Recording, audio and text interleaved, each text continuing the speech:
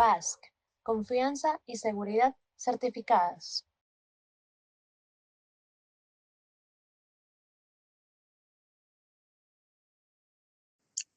Muy buenas noches a nuestra distinguida audiencia vista a nivel nacional e internacional. Los eventos internacionales relacionados con la imposición de gravámenes arancelarios al comercio internacional puede tener ciertas consecuencias con nuestra posición de balanza comercial, aunque no conocemos los alcances que pudieran darse a nuestros principales productos no petroleros en el caso de las exportaciones, y a productos de insumos, bienes intermedios y de capital que importamos justamente de los países en conflicto. Sería lógico tener un plan de contingencia como medida de precaución. Actualmente, los Estados Unidos sigue siendo el principal destino de las exportaciones totales del Ecuador. Siguiendo con el análisis del tema que nos ocupa, esto es, el riesgo país, es importante que todos nuestros oyentes de este programa conozcan todas las variables que comúnmente sirven para identificar las variables como identificador de riesgo país. Algunos de ellos pueden ser fácil de identificarlos por conocimiento de la realidad de los países que pasan por dificultades económicas y políticas, y que la prensa y expertos nos ayudan a conocerlos y que son válidos para las empresas calificadoras de riesgo. Entonces, a la pregunta de cuáles serían las principales variables que se utilizan para realizar los análisis de riesgo país, podemos decir que en términos académicos presentaré una propuesta de valoración de proyectos de empresas como alternativa para aplicar posibles políticas de inversiones en beneficio de incrementar las inversiones directas tan necesarias para el país. El análisis de riesgo país implica considerar ciertas variables que son claves y que pueden dividirse en tres factores con sus respectivas categorías. Y en cada una de ellas haremos una interacción con las cifras que registra nuestro país Ecuador. Los factores económicos, el primer factor que se analiza es el de la deuda externa. Si los niveles de la deuda total en relación con el Producto Interno Bruto son altos, puede ser una señal de alerta. En nuestro caso, 82.940 millones de dólares de deuda total frente a los 125.000 millones del PIB estimado para este presente año, y es un equivalente al 65,6%, distribuida entre la deuda interna por 34.500 millones de dólares, equivalente al 42%, y la deuda externa por 48.300 millones, equivalente al 58%, ambas crecientes durante los últimos 5 años. A lo que también debemos agregar en este factor el precio de los bonos soberanos, que registran precios muy bajos. Esto es, por ejemplo, los bonos del 2030 están a un precio de 61,75% de dólares. Los bonos del 2035 se encuentran a un precio de 50,76 dólares y los bonos del 2040 a 46,09 dólares. La segunda variable es la inflación. Una inflación elevada también suele significar que la nación presenta cierta inestabilidad económica. En nuestro caso, sería una variable que no debería incidir mayormente en el cálculo de riesgo. Esto es porque en el año 2024 se alcanzó una cifra del 4,21% de inflación acumulada y para el 2025 se tiene estimado una proyección del 3%. En cuanto al crecimiento del Producto Interno Bruto, si el crecimiento económico, es decir, medido entre las variables de consumo, gasto del gobierno, inversiones y la balanza comercial, se presenta como un componente débil, normalmente aumenta el riesgo país. En nuestro caso, las cifras registradas demuestran que en el año 2023 tuvimos un PIB de 109.000 millones, en el año 2024 de 125.000 millones y para el año 2025 estimamos una cifra alcanzar a 125.000 millones de dólares. Lo que sí deberíamos considerar es la baja sostenida en la producción petrolera, que a la fecha registra la producción de 378.000 barriles día de producción, que para efecto del presupuesto general del Estado, que todavía aporta con un saldo positivo de más de 2.000 millones de dólares, pero si no se diseña una política petrolera de corto y mediano plazo, incidirá directamente en el incremento mayor del déficit fiscal que ya bordean los 5.000 millones de dólares.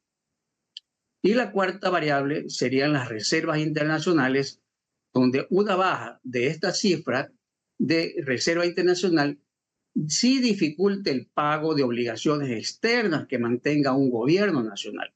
En nuestro caso, las cifras demuestran un estado positivo en los últimos años, aunque no podemos conocer todavía la reacción de un próximo gobierno a definirse el 13 de abril del presente año. Esto es, en el año 2022 tuvimos una cifra de 8.400 millones de dólares positiva. En el año 2023 bajó a 4.454 millones. En el 2024 hubo una recuperación a 6.900 millones de dólares y las reservas para el año 2025, a cifras de enero del presente año, alcanzaron un récord de 9.353 millones. Los segundos factores que se van a analizar y que se revisan a través de estas empresas evaluadoras de riesgo país son los factores políticos. Y entre esos, la primera está considerada la estabilidad del gobierno.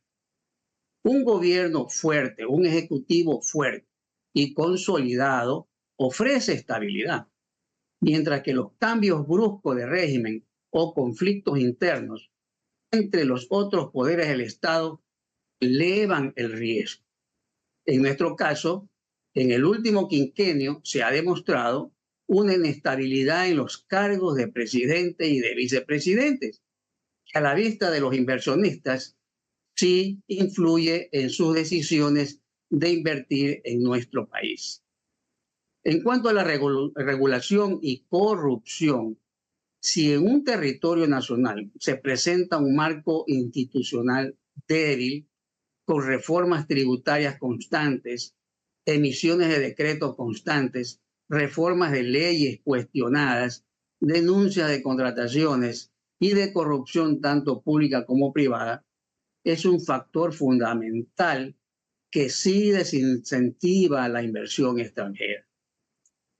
Y en cuanto a las relaciones internacionales, cuando ha habido sanciones internacionales que se le imponen a un país o sus conflictos con otras naciones perjudican la percepción a ojos del resto del mundo, así como los posibles efectos de conflictos internacionales de países socios comerciales, en este punto no somos realmente un peso en el entorno internacional. Por lo tanto, esta variable no tiene un peso relevante en la valoración de nuestro riesgo país.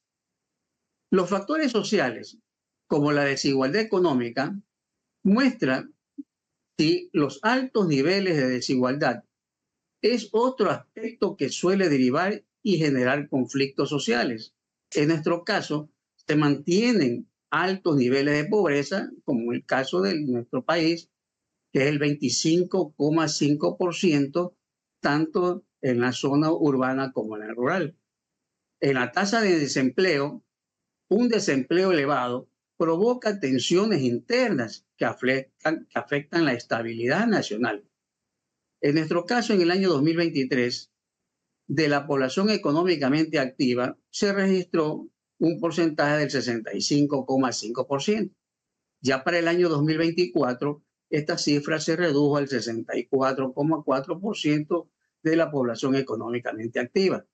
Estas cifras muestran que no existe política pública que genere empleos, aunque en los 3 últimos gobiernos han ofrecido generar hasta 2 millones de empleos, algo que también se escuchó en el último debate nacional. Las movilizaciones masivas y la inestabilidad social son otros factores que crean incertidumbre para los inversionistas. En nuestro caso, en los últimos 2 gobiernos ha habido declaraciones de promover de la desdolarización y de querer estabilizar un dólar oficial, situación que ha mantenido una expectativa de la clase empresarial, de los gremios y de los actores sociales, así como el rechazo a ciertas políticas públicas que se han considerado lesivas para la economía popular. Un sistema educativo débil con deficiencias en el acceso a la salud suelen limitar el crecimiento a largo plazo y aumentan la percepción de riesgo para los inversionistas.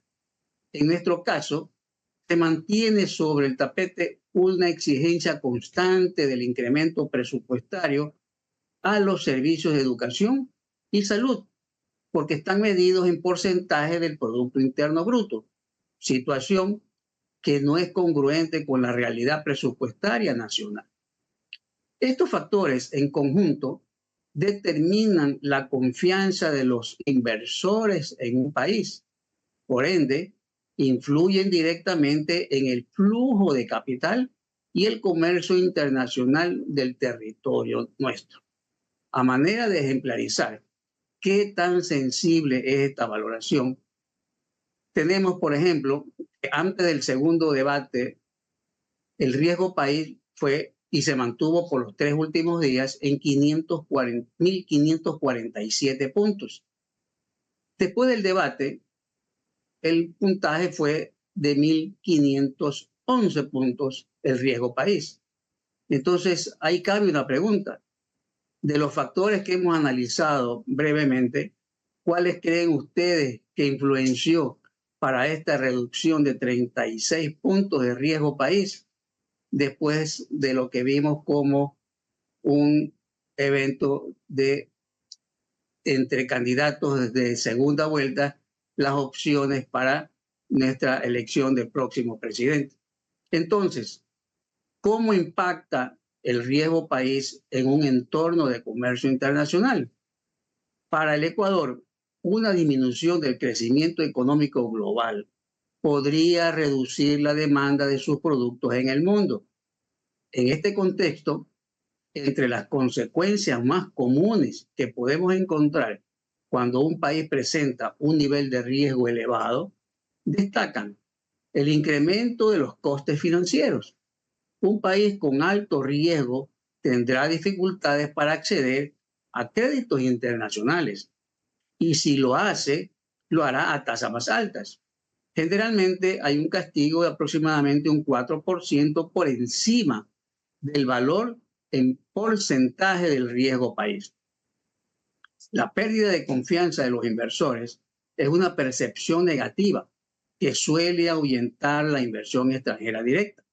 Esta información está directamente influenciada por declaraciones oficiales y de prensa tanto nacional como internacional.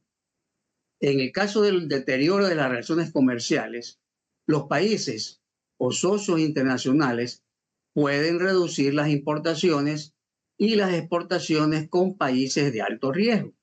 Comúnmente se establecen reglas de protección como medidas preventivas, como lo que está ocurriendo actualmente en varios países del mundo.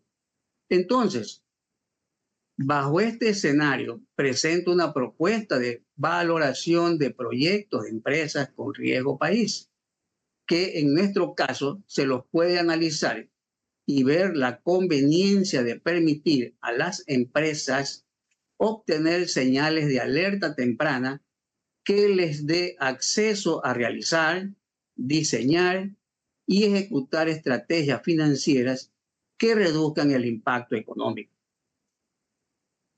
Primero, En caso de que se evidencie el riesgo financiero por operar en Ecuador con alto riesgo, la inversión o proyecto privado podría ser estructurado como un plan de desinversión o lo que se conoce también como venta local de participaciones que reduzca la probabilidad de pérdida y mejorar la rentabilidad. Segundo, maximizar el beneficio a corto plazo, recuperando la máxima cantidad de liquidez a costa de la rentabilidad del negocio, difiriendo gastos de mantenimiento, manteniendo las inversiones al mínimo necesario para estabilizar la producción, reduciendo los gastos de marketing, entre otros factores. Y tercero, conseguir involucrar a inversores locales en el negocio o proyecto en específico, permitiendo que parte del riesgo financiero implícito en esta inversión sea diversificado. Entonces, esto puede ser factible en nuestro país si las decisiones ejecutivas se deciden con cálculos técnicos y pragmáticos y no como ha sido tradicional, tomar decisiones erradas con cálculos políticos. Buenas noches. BASC, confianza y seguridad certificadas.